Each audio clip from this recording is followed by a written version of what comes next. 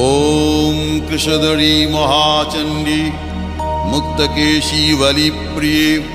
कुलाचार प्रसन्यास्ये नमस्ते शङ्करप्रिये घोरदंष्ट्रे कोटराक्षी कीटी शब्दप्रसादिनी घोर रवास्फारे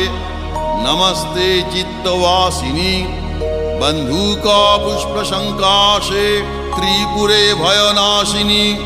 भाग्योदय समुत्पन्ने नमस्ते वरवन्दिनी जय देवी जगद्धात्री त्रिपुराद्ये त्रिदेवते भक्तेभ्य वरदे देवी महिषग्नि नमोस्तुते घोर विघ्न विनाशाय कुलाचार समृद्धये नमामि वरदे देवी मुंडमाला विभूषणे रक्तधारा